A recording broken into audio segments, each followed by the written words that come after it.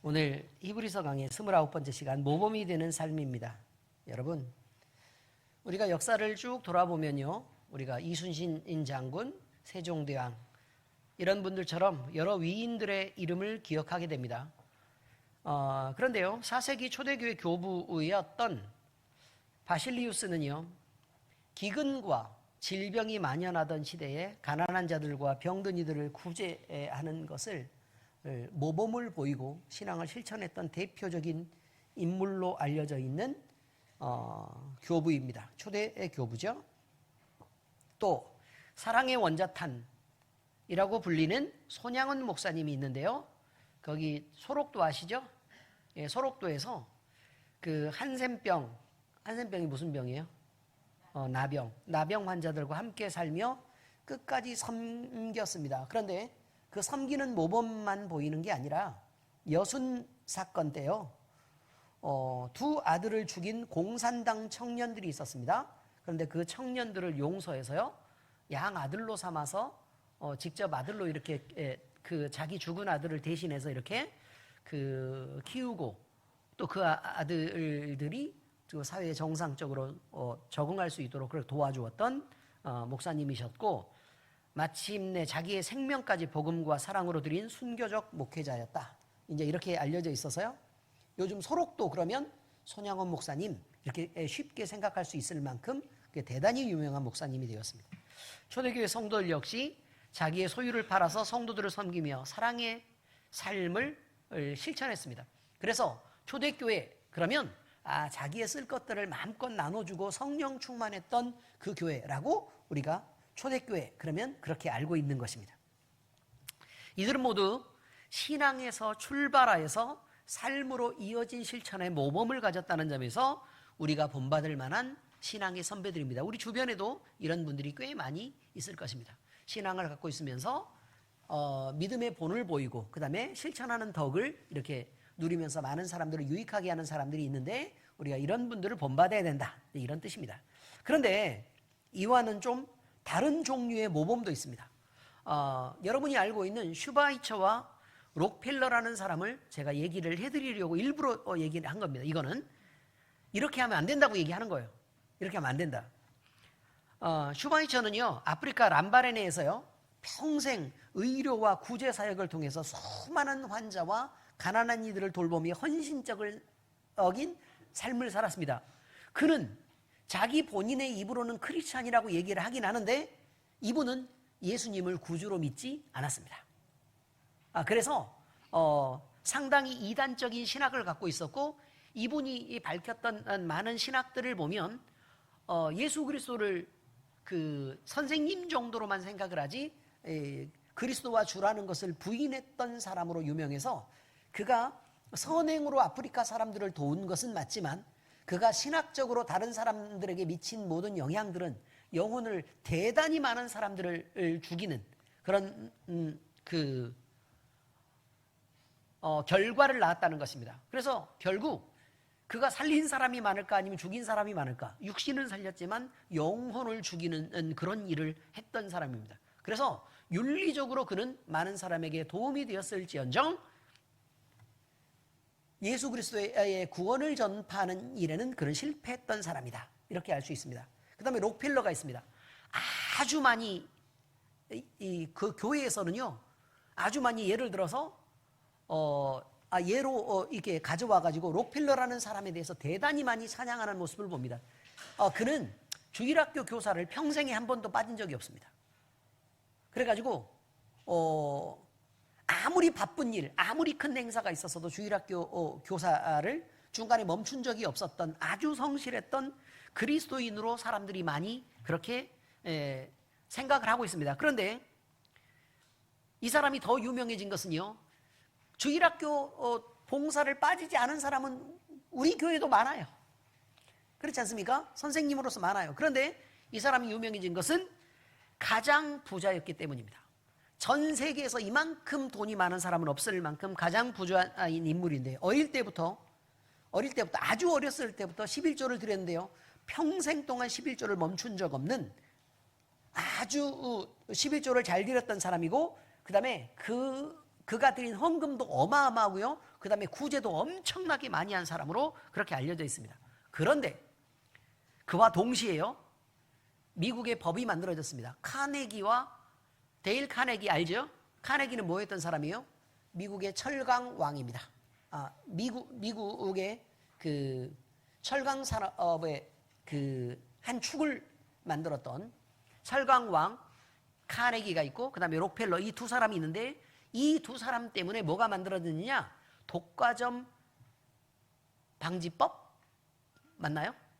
독과점 금지법인지 방지법인지 어쨌든 뭐 그게 만들어졌습니다. 왜 그렇게 만들어졌겠어요? 작은 회사들, 경쟁하는 회사들을 값싼 가격으로 후려쳐가지고 아주 많은 사람들이 이 불공정한 경쟁 때문에 노동도 착취당하고, 그 다음에 사회에서 독점 자본이 가지는 어마어마한 행패를 부렸던 사람으로 아주 유명하고, 심지어 록펠러는 지금 록펠러 재단이 있는데요. 어디에 있죠? 시카고에 있나? 아무튼 그 록펠러 재단이 있는데요. 그 재단으로부터 시작된 여러 파생되는 것들 중에 무슨 얘기를 하고 있는 거냐면 프리메이슨, 그 다음에 뉴에이지 무브먼트의 뉴에이지 운동의 본산, 이런 얘기들이 계속 이렇게 있고, 그 다음에 그 천주교 사제들하고 연결되어 있는 그 예수의 제자들과 예수의 형제단인가? 아무튼 이렇게 연결이 되어 있어가지고요. 그 자기에게 마음에 들지 않는 사람들이 있고 방해가 되는 사람들을 좀 이렇게, 어쨌든 이거는 그 전해진 정보이기는 하지만 주요 요인들을 암살하는 그런 일들, 이런 일들을 서슴지 않고, 그 다음에 뭐 짐승 제사라든지 뭐 이런 것들, 뭐 어둠의 사제들, 뭐 이런 것들과 함께 연결되어 있어서 아주 복잡하고 아주 많은 일들이 사실 있습니다. 어쨌든 여러분, 그저 돕는 것, 다른 사람들을 그냥 도와주는 것만으로 모범이 되고, 이게 그리스도인이고 교회 학교 교사를 한 번도 빠지지 않은 사람이 어떻게 그럴 수가 있을까라고 여러분들은 생각해야 된다는 거예요. 그래서 그런 사람들은 절대로 실수하지도 않고, 믿음이 좋아 보이는 사람들은 그냥 하나님의 뜻대로 늘 살 수 있을 것이다 라고 생각하는 것 자체가 대단히 문제가 될 가능성이 있다는 거예요. 적은 것을 들어도 그것을 하나님의 뜻대로 실천하는 노력들이 중요합니다. 그래서 우리는 오늘 말씀을 통해서요, 우리의 신앙이 우리 주 예수님과 하나님을 향한 어떤 사랑의 모습으로, 또 어떤 헌신의 모습으로, 어떤 순종과 충성의 모습으로 만들어져야 되는지, 이 시대의 영원한 우리의 멘토이신 예수님이 보이신 모범을 보며 우리가 한번 닮아가 보자, 또 생각해 보자 라고 지금 이야기하는 것입니다. 자, 첫 번째 내용은 이것입니다. 사랑의 모범입니다. 자, 이것은 하나님의 이름이 나타나는 삶입니다. 이건 중요한 거예요. 사랑의 모범을 보이는 것은 반드시 하나님의 이름이 나타나야지 자기의 이름이 유명해지면 안 됩니다. 이게 중요한 거예요. 히브리서 기자는요, 무거운 경고 말씀 뒤에 곧바로 사랑하는 자들아 라고 부릅니다. 사랑하는 자들아. 자, 이것은 성도를 향한 애정과 그 다음에 믿음을 드러내고 있습니다. 그런데 그 근거가 하나님께 속한 구원을 가진 공동체라는 것을 분명히 밝히는 것이죠. 히브리서 6장 9절에 보니까 사랑하는 자들아, 우리가 이같이 말하나 너희에게는 이보다 더 좋은 것, 곧 구원에 속한 것이 있음을 확신하노라, 이렇게 표현해요. 사랑하는 자들아, 그리고 뭐가 있다는 걸 확신한다고요? 구원이 있다는 걸 확신한다, 이렇게 표현한다는 거예요. 성도가 행한 사랑과 섬김은 그저 우연히 우리가 베풀 수 있는 넉넉함에 대한 선행이 아니라 구원에 속한 삶에서 흘러나오는 열매여야 된다는 것입니다. 어디서 흘러나와야 된다고요? 구원에 속한 삶에서 흘러나와야 된다. 그래서 본문 10절에는 하나님은 불의하지 아니하사 너희의 행위와 그 이름을 위하여 나타낸 사랑을 잊지 않으신다고 강조합니다. 여기서 중요한 기준은 사랑의 크기나 또는 누가 얼마나 감동받았느냐가 아닙니다. 오직 사랑은 그 사랑의 목적, 즉 그 사랑이 하나님의 이름을 위해서 드려진 것이냐 아니냐, 그것만을 얘기하는 것입니다. 얼마나 큰 사랑을 드리고 누가 얼마나만큼 구제를 받았고 그런 얘기를 하는 게 아니라요. 무슨 얘기를 한다고요? 하나님을 영광되게 하기 위해서 그 이름의 영광을 위해서 우리가 실천하느냐 그렇지 않느냐를 말하는 것이라 이 말이에요.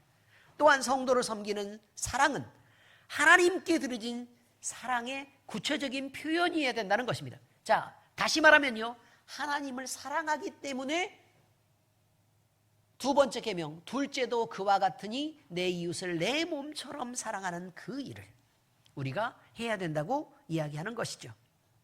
자, 마태복음 25장 40절을 읽겠습니다. 시작.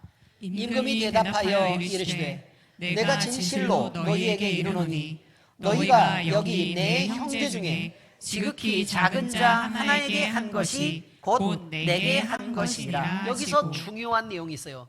누구에게 한 거라고요? 전혀 상관없는 사람에게요? 아니에요, 여러분. 뭐라고 얘기했어요? 거기 너희가 여기에 있는 누구? 내 형제 중에. 그래서 초대교회의 구제는요, 밖으로 안 나갔어요. 밖으로 안 나가고 교회 안에 있는 지체들을 돕는 것을 첫 번째 우선해서 했다 그 말이에요. 이게 중요한 거예요. 교회 안에서. 그럼 교회 안에서 뭐 때문에 그렇게 도우냐 이 말이죠. 뭐 때문에 도왔을까? 뭐 때문에 도왔다고요? 그렇죠. 하나님의 이름의 영광을 위해서 도운 거라고요. 자, 다시요. 자, 교회 안에 있는 지체들을 도왔어요. 뭐 때문에요? 하나님의 이름의 영광을 위해서. 그러면 교회 안의 지체들을 돕는 것이 왜 하나님의 이름의 영광을 위해서냐? 이거예요. 하나님이 가장 영광 받으시는 건 뭘까요? 하나님이 가장 영광 받으시는 일이 뭐예요? 많은 사람들이 예수님을 믿고 그를 인정하는 거예요. 하나님이 가장 중요하게 생각하는 분이 누구예요? 예수님이에요. 예수님. 예수님이 최고라고요. 그걸 잊지 말아야 돼요. 예수님이 최고예요.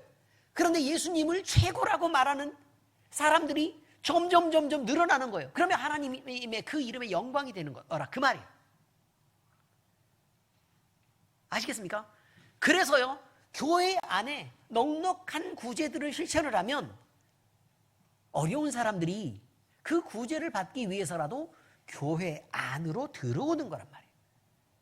그래서 이 사람들이 복음을 듣게 되고 그래서 구원을 받게 돼요. 그래서 여러분, 밖에 있는 사람들에게 가지고 가서 나눠주는 것도 중요하지만 그렇게 나눠주는 것보다 교회 안에서 넉넉하게 베풀면서 여기로 들어오세요라고 초청하는 게 훨씬 중요한 거예요. 왜냐하면 초청을 하면 하나님의 말씀을 들을 수 있게 되고 갖다 나눠주면 그냥 먹고 끝나니까. 방법을 이해하셨습니까? 이게 중요한 거라고 얘기하는 거예요. 그런데 우리가 이 사람들을 그냥 꼬시기 위해서 그런 거냐? 아니요. 그들에게 가장 좋은 것을 주기 위해서 그런 거예요. 뭐요? 구원이요. 그리고 하나님도 제일 소중하게 생각하는 예수 그리스도를 그들에게 나눠주고 싶은 거예요. 근데 가장 좋은 것을 그들이 부인하고 또 안 오니까 그런 방법을 통해서라도 들어오게 해서 더 좋은 걸 나눠주려고 한다. 이렇게 지금 얘기하고 있는 것입니다. 그래서요, 가장 작은 자들 중, 형제들 중 가장 작은 자들에게 한 그것이 바로 나에게 한 거다라고 얘기한 것을 잊지 마시기 바랍니다. 그래서 바울은 주 안에서 행한 자들의 그 수고가 결코 헛되지 않을 것이라고 담대하게 얘기합니다. 그런데 문제는 여기에요. 어떤 그 한계를 정해 놓았다는 거예요. 행한 자들의 수고가 헛되지 않는다라고 얘기했는데 그 한계가 뭐예요? 주 안에서요. 이 중요한 거. 또 어디서요? 주 안에서. 주님 안에서 행하는 자들의 수고가 헛되지 않다 이 말이에요. 자, 고린도서 15장 58절 읽습니다. 시작. 그러므로 내 사랑하는 형제들아, 견실하며 흔들리지 말고 항상 주의 일에 더욱 힘쓰는 자들이 되라. 이는 너희 수고가 주 안에서 헛되지 않은 줄 알미라. 이렇게 되어 있습니다. 이렇게 되어 있다고요. 우리가요, 우리 교회의 여러 가지 모습들을 봅니다. 우리 교회에 처음 세워졌을 때는 막 어떤 사람이든지 나와가지고 막 되게 열심히 다들 했어요. 근데 요즘에 주방에 들어가 보면요, 우리 이정진 권사님하고 전봉순 권사님하고 두 분에다가 또 조현상 권사님, 그 다음에 정희자 권사님, 이렇게 몇 분이 없어요. 그리고 나는 그래서 보니까 권사들만 있어. 이분들이요, 의외로 늙었어요. 귀엽지만 늙었다고요. 이해하셨습니까? 여러분, 일하지 않는 데는 여러 가지 얼마든지 합당한 핑계가 있을 수 있습니다. 원인이 얼마든지 있을 수 있어요. 그런데 그것이 일하지 않는 것의 핑계지, 일하지 않는 것에 대한 하나님 앞에서 정당한 이유로 설명될 수는 없는 것입니다. 굉장히 중요한 것입니다. 우리 교회는요, 다른 교회보다 엄청 많이 나누고 엄청 많이 사랑하고 엄청 많은 혜택들을 사실 받고 있습니다. 그런데 요즘에 제가 목회적인 고민을 하고 있습니다. 어떤 고민을 하고 있느냐? 식사를 없앨까? 주방에서 노인들만 막 저렇게 막, 응? 이정진 권사님 기도 안 되는데 막 이렇게 하면서 막 이렇게 일하고, 전봉순 권사님 막 등 굽었는데 막 거북이 같이 막, 그래서 힘들게 일하시는 모습을 볼 때, 아니, 은퇴는 왜 시키는 건데요? 왜 은퇴를 시켜요? 아니, 충분히 일했고, 그 다음에 일 못할 만큼 나이가 드셨으니까, 그래서 은퇴를 시키는 건데, 아니, 젊은 집사들은 일을 왜 안 하는 거예요, 도대체?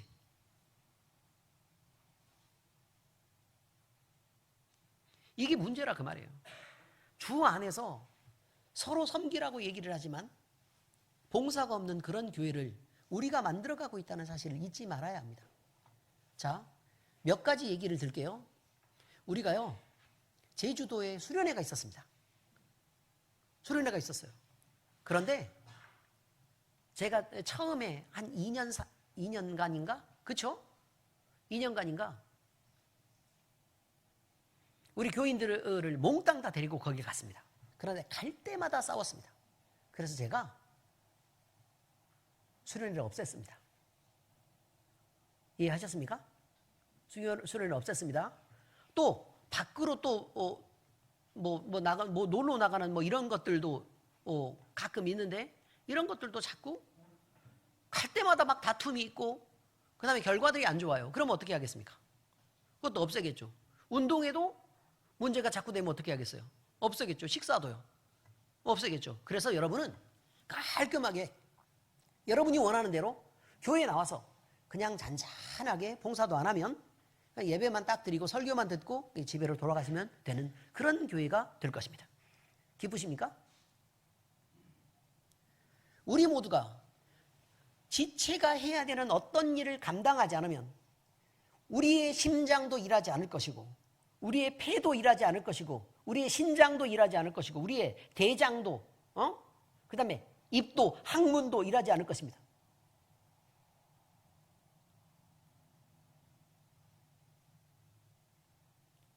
그럼 이 몸이 정상이겠습니까? 교회는 일하라고 부른 것입니다. 하나님이. 아시겠죠? 뭐라고 불렀다고요? 일하라고. 근데 봉사자들이 부지런히 신청해서 내라 그랬더니 봉사자들도 부지런히 신청서 얼마나 냈어요? 다 안 냈죠, 아직. 예배 끝나자마자 부지런히 봉사자들, 자기가 해당하는 부서들을 신청해서 부지런히 내시기 바랍니다. 이거는요, 여러분, 해도 되고 안 해도 되는 일이 아니에요. 누군가는 그 일을 해야 돼요. 왜냐하면 이 큰 교회가 돌아가기 위해서는요, 각자가 어떤 역할들을 해야 된다 그 말이에요. 처음에 우리 교회가 엄청 작았을 때는 제가 뭐라고 그랬냐? 하지 마세요. 목사님이 다 할게요 라고 얘기했단 말이에요. 그죠? 하지 마세요. 목사님이 다 할게요 라고 얘기했어요. 근데 할만했어요 또. 왜? 그때는 어렸으니까 내가. 한 10살쯤 어렸거든요 지금. 근데 우리 장로님이 와서 그랬어요. 왜 목사님이 혼자 다 하세요? 그럼 교인들은 뭘 배워요? 라고 얘기를 했어요, 안 했어요? 했죠. 교인들에게 봉사도 시키고 섬기는 것도 시키고 헌금도 내는 걸 시키고 일도 하는 걸 시켜야지. 왜 목사님은 그렇게 우리 성도들을 잘못 가르치세요? 나는 제가 하면 배워서 따라서 할 줄 알았어요. 우리 장로님이 저렇게 열심히, 우리 장로님들 목숨 걸고 일했잖아요. 그러면 교회가 나아질 줄 알았어. 그리고 다 배울 줄 알았어.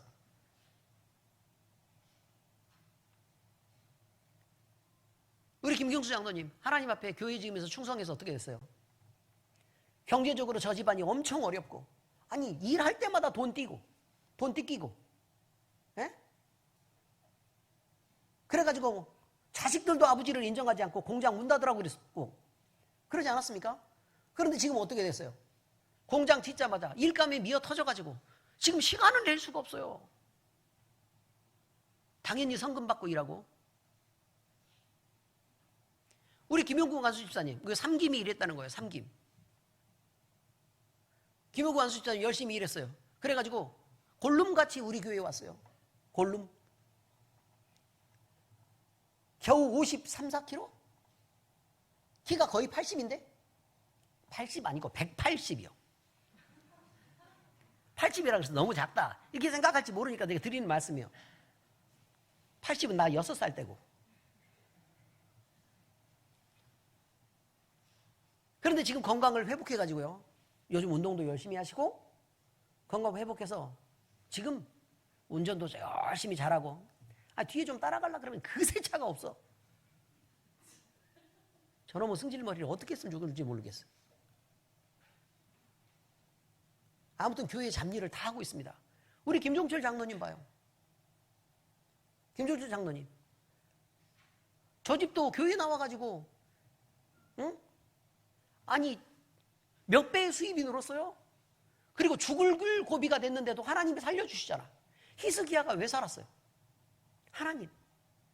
내가 젊은 날에 하나님 앞에서 내가 어떻게 행동했는지 주님 보고 나를 좀 살려주십시오 라고 기도할 수 있었어요. 근데 왜 여러분은 그렇게 쌓아가지 않습니까? 미련하지 않습니까? 충성을 다하시기 바랍니다. 하나님은 성도의 사랑을 계산하지 않고 그저 기억하시는 분입니다. 여러분은 어떤 사랑을 드리고 있습니까? 참된 사랑의 모범은 사람에게 보이기 위한 행위가 아니라 하나님 앞에서 드려진 믿음의 헌신이어야 합니다. 하나님을 향한 사랑의 열매가 그렇게 드려지는 것입니다. 하나님을 사랑하는 자들의 열매는 바로 헌신과 순종으로 나타나는 것이기 때문에 그렇습니다. 두 번째, 성실함의 모범, 끝까지 이어지는 믿음의 태도를 갖는 것이라고 얘기합니다. 히브리서 기자는 사랑의 열매에 머무르지 말고 그 사랑이 어떤 태도로 지속되어야 되는지까지 가르칩니다. 히브리서 6장 11절 같이 읽습니다. 시작. 우리가 간절히 원하는 것은 너희 각 사람이 동일한 부지런함을 나타내어 끝까지 소망의 풍성함에 이르러. 이 본문은요, 동일함과 끝까지를 가르칩니다. 자, 다시요. 오르락내리락 해라 그러지 말아라. 그러지 말아라. 열심히 있으면 끝까지 동일하게. 어디까지요? 맨 마지막까지. 이렇게 끌고 가라고 강조합니다. 신앙은 순간적인 열심으로만 반짝하는 것으로 증명되지 않습니다.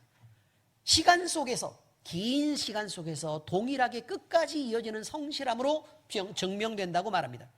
이런 성실한 태도로 부지런하고 소망의 풍성함에 이르러야 한다는 것입니다. 여러분, 한 가지만 생각하십시다. 여러분에게 딸이 있다고 생각해 보세요. 근데 사위를 얻고 싶어. 근데 이놈이 반짝 열심이고 나머지 시간 동안 계속 놀아. 그러면 그놈이 마음에 들겠어요? 안 들겠어요? 마음에 안 들어요?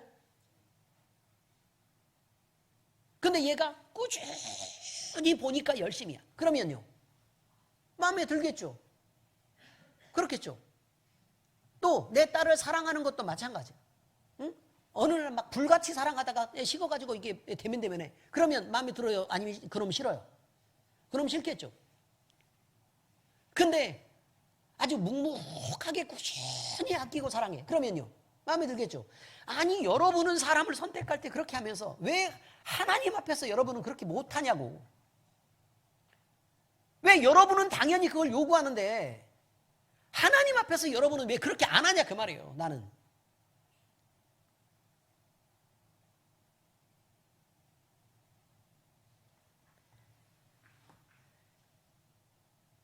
여러분, 성실한 태도로 부지런해서 소망의 풍성함에 결국 이르러야 된다는 것을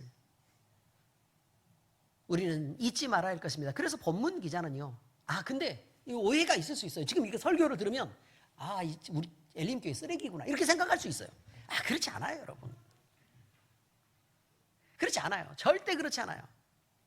다른 교회 목사님들이 우리 교회 등록하고 싶대. 우리 교회 등록하고 싶대요.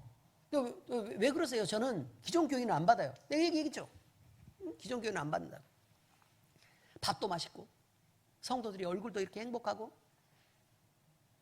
다른 교회에서는 찾을 수 없는 열심들이 우리 교회에 있대요. 너무너무 열심히 일하는 거야, 우리 교회가.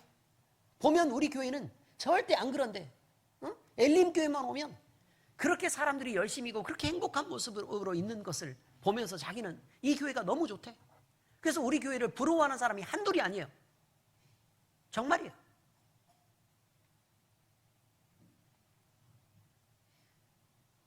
근데 이것을 점점 잃어갈까 봐 제가 드리는 말씀이라는 거야. 잃어갈까 봐. 본문 기자는 게으르지 아니하고 믿음과 오래 참음으로 말미암아 약속들을 기업으로 받는 자들을 본받으라고 권면합니다. 약속들을 기업으로 받는 자가 뭐예요? 구원받은 자예요. 하나님께 속한 자들을 말해요. 이들을 본받으라고 권면합니다. 약속을 기업으로 받는 자들의 공통점이 뭐냐? 탁월한 능력이 아니라 자기 자신이 조금 능력이 좀 적고 또 실력이 좀 없어도 그저 믿음으로 참고 기다리면서 꾸준히 하나님을 사랑하고 열심을 낸다는 것입니다. 자기가 할 수 있는 열심들을 내는 거죠. 성경은 우리에게 인내가 필요한 것은 하나님의 뜻을 행한 후에 약속을 받기 위함이라고 말합니다. 결국 우리는 구원까지 다가가는 그 모든 과정에서 열심을 내고 그 꾸준함과 성실함을 가져야 된다는 거예요. 히브리서 10장 36절입니다. 시작. 너희에게 인내가 필요함은 너희가 하나님의 뜻을 행한 후에 약속하신 것을 받기 위함이라. 자, 그렇게 되어 있잖아요. 그러므로 우리는 끝까지 선을 행해야 하며 중간에 것을 멈추지도 말아야 하고 실망하지도 말고 낙심하지도 말아야 됩니다. 왜냐하면 우리는 구원받은 사람들이기 때문에 실망할 자격도 없고 낙심할 자격도 없고 망할 자격도 없다 그 말이에요. 그저 우리는 행복해야 되고 우리는 열심히 있어야 되고 우리는 성실해야 되고 우리는 많은 것들에 대해서 하나님 앞에 찬송하고 기뻐해야 되고 즐거워야 되고 그럴 자격만 있다고 얘기하는 거예요. 그러면 주님이 오실 그때에 아름다운 상을 받게 됩니다. 갈라디아서 6장 9절입니다. 시작. 우리가 선을 행하되 낙심하지 말지니 포기하지 아니하면 때가 이름에 거두리라. 성실함의 모범이란 완벽하지 않더라도 신념을 끝까지 지키는 믿음을 말하고 넘어져도 멈추지 않는 믿음의 태도를 말합니다. 여러분, 내가 할 수 있는 것에서 순종하고 봉사하는 일은 대단히 중요한 것입니다. 하나님은 우리 신앙이 빠르게 달려가는 것보다 달려가지 못하고 그저 걷더라도 끝까지 가라고 요구합니다. 이것이 믿음의 경주와 세상의 경주의 차이점일 것입니다. 자, 말씀 적용하겠습니다. 이제 사랑과 성실함의 모범으로 서로를 세워가시기 바랍니다. 그러니까 나만 설 것이 아니라 우리도 결단하고 또 옆 사람들도 그렇게 세워가야 합니다. 오늘 본문의 결론은 분명합니다. 게으르지 아니하고 믿음과 오래 참음으로 말미암아 약속들을 기업으로 받는 자들을 본받는 자 되게 하려는 것입니다. 신앙은 감정만을 뜨겁게 해서 그 에너지를 소비하는 일이 아닙니다. 바른 본을 따라 배우는 삶이어서요. 배우는 것은 사실 공부의 가장 중요한 의미가 뭔 줄 아세요? 실력이 늘어난다? 그거인 것처럼 보이십니까? 공부의 제일 중요한 것은요, 하기 싫은 것을 견디고 끝까지 해보아서 내가 어떤 결과를 내보는 것이라고 얘기하죠. 정말 하기 싫어요. 그런데 그거를 해보는 거예요. 그리고 견디는 거예요. 그리고 그것으로 결과를 내보는 거예요. 이게 공부의 의미예요. 자, 그러면 왜 이게 의미가 있느냐? 인생에서요, 하기 싫은 일들을 너무 많아. 남을 잘 대접하는 것도 사실 나는 하기 싫고, 하나님을 섬기는 일도 사실 나 하기 싫고, 그냥 내 마음대로 놀고 싶고, 자기 생각대로 막 이렇게 하고 싶을 거라고. 그래요, 안 그래요? 어려운 사람 구제하는 건 하고 싶겠어요? 또 하기 싫지. 힘든 일을 와서 봉사하라 그러면 또 하고 싶겠어? 하기 싫어요. 그리고 사업도 자기 돈 벌려고 하는 일인데도 일하는 건 싫고 돈 버는 건 좋아. 뭐 그렇지 않아요? 일하는 건 싫고 돈 버는 건 좋아. 사람 만나는 건 싫고 나 혼자 노는 건 좋아. 그런데도 불구하고 하나님께서는 우리에게 여러 가지 직장도 주고 또 여러 가지 사회관계도 주고 또 교회 안에서 신앙생활도 하게 하면서 하기 싫은 것, 하기 싫은 사람들을 만나게 하면서 그 모든 관계들 속에서 하나님의 일을 이뤄간다는 것. 그것을 끝까지 할 때 삶의 열매가 있는 것을 아는 거라 그 말이에요. 공부는 바로 그런 데 의미가 있는 것입니다. 그래서 여러분, 바로 이런 것입니다. 우리는 누군가의 모범을 생각하고 그 모범을 보고 자라야 되고 또 누군가에는 모범이 되어주는 삶을 살아내는 것입니다. 바울이 내가 그리스도를 본받는 자 된 것 같이 너희는 나를 본받으라 라고 말한 이유도 여기 있습니다. 고린도서 11장 1절 함께 읽어볼까요? 시작. 내가 그리스도를 본받는 자가 된 것 같이 너희는 나를 본받는 자가 되라.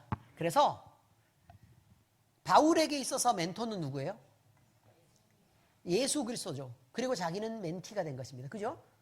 자, 그런데 사람들에게 뭐라고 얘기를 해요?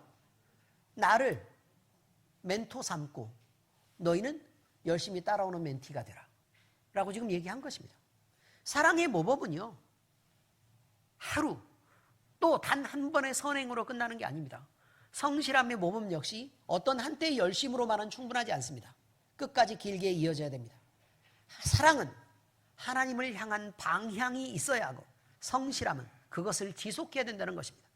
우리는 우리의 빛이 사람 앞에 비치게 하여 사람들로 하여금 우리의 착한 행실을 보고 하늘에 계신 우리 아버지께 영광을 돌리게 하라고 말씀하신 말을 기억해야 됩니다. 마태복음 5장 16절입니다. 시작. 이같이 너희 빛이 사람 앞에 비치게 하여 그들로 너희 착한 행실을 보고 하늘에 계신 너희 아버지께 영광을 돌리게 하라 라고 주님이 말씀하셨어요. 하나님은 우리의 삶을 통해 그것이 누군가를 주님께로 이끄는 도구로 쓰이기를 원합니다. 바로 이거예요. 이제 결론이 정해집니다. 우리가 이렇게 살아야 되는 모든 이유는 바로 하나님의 영광을 위해서인데 그 영광 중에 어떤 영광? 믿지 않는 사람들이 구원을 얻어서 하나님의 이름을 부르고 하나님을 아버지라고 부르고 또 말씀을 듣고 기뻐하는 그 일들을 너희가 도와서 해내라고 지금 얘기하고 있는 것이죠. 그러므로 여러분, 우리에게 다시 묻습니다. 오늘 우리의 말과 그리고 우리의 선택, 우리의 섬김과 우리의 인내는 주변 사람들이 또 우리의 자녀들이 본받을 만한 신앙의 모범의 모습을 갖추고 있습니까? 왜 대답을 안 해요? 예? 정말 우리가 지금 오늘처럼 계속 살아갈 때 우리가 하는 행동을 보고 내 새끼들이 그대로 따라서 나처럼 살아도 괜찮겠습니까? 왜 이제 대답을 못해요? 나처럼 살아도 괜찮겠습니까? 라고 얘기할 때는 왜 대답을 못해요? 나처럼 살아도 괜찮겠습니까? 라고 할 때 예라고 대답할 수 있는 신앙으로 사시길 바랍니다.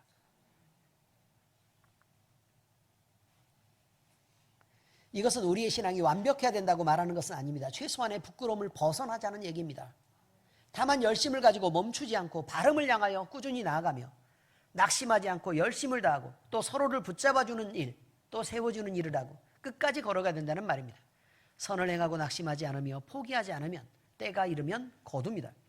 주님은 우리 엘림교회가 사랑과 성실함의 모범으로 서로를 살려주는 교회가 되도록 우리를 부르셨습니다. 그러기 위해 오늘 성탄 예배 주님이 우리에게 오셨습니다. 그러므로 사랑하는 성도, 엘림교회 모든 성도 여러분, 우리 모두가 특별한 영웅으로 살 필요는 없지만 이미 예수 그리스도를 믿고 은혜의 구원에 속한 사람답게 하나님의 이름을 위하여 사랑하며 살기로 하고 또 끝까지 성실하게 이 길을 걸어갈 수 있기를 권면합니다. 하나님은 우리의 작은 섬김을 잊지 않으십니다. 주님은 우리의 더든 걸음이라도 용납하시고 이해하시며 우리 모두를 있는 그대로 기억하시는 분입니다. 그리고 돕습니다. 그러므로 엘림교회 성도 여러분, 우리는 넘어질 수 있어도 반드시 일어나 다시 걸어야 하며 절대로 이 사랑의 모범을 보이는 일, 하나님의 이름을 위해서 영광되도록 사는 이 일을 절대로 멈추어서는 안 됩니다. 오늘 우리의 사랑과 성실함이 어느 누군가의 믿음을 세우는 거룩한 모범이 되기를 바랍니다. 여러분, 언제나 멘티로 살지 말고 이제는 여러분이 모범을 보이는 멘토로 사시길 바랍니다. 우리 주 예수님을 붙잡고 인내하며 끝까지 소망의 풍성함에 이르는 길을 함께 걸어가시기를 부탁드립니다. 이것이 주님이 오신 이유입니다. 오늘 성탄주의를 맞아 우리 주 예수 그리스도의 은혜가 주님의 오심을 기뻐하는 우리 모두와 우리 교회에 함께 하시기를 우리 주 예수님 이름으로 축복합니다. 기도하겠습니다. 살아계신 아버지 하나님 감사합니다. 우리가 예수님의 모범을 배워서 사랑하되 끝까지 사랑하는 모습으로 살길 바랍니다. 그래서 아버지 하나님, 우리 주님이 많은 죽어가는 영혼들, 또 죄 가운데 있는 영혼들을 하나님의 품으로 이끌고 아버지 하나님께 영광을 올려드렸듯이 우리 역시 주님을 본받는 삶을 살아서 많은 죽어가는 영혼들을 구원하고 또 하나님 앞에 영광을 올리는 그런 삶을 살아내기를 바랍니다. 또한 아버지 하나님, 우리가 다른 사람들을 위해서 헌신하고 또 다른 사람들을 위해 구제하고 또 어려운 사람들을 도와서 위로하고 세우는 일을 우리가 할 수 있기를 바랍니다. 아버지 하나님, 우리를 도와주시옵소서. 성령의 감동으로 우리를 이끄시고 성령의 지혜로 우리를 채워주셔서 우리가 마땅히 행할 길들을 한 번이 아니라 꾸준하게 우리의 평생 동안 다 해낼 수 있도록 주여 우리를 인도하시고 힘을 주시옵소서.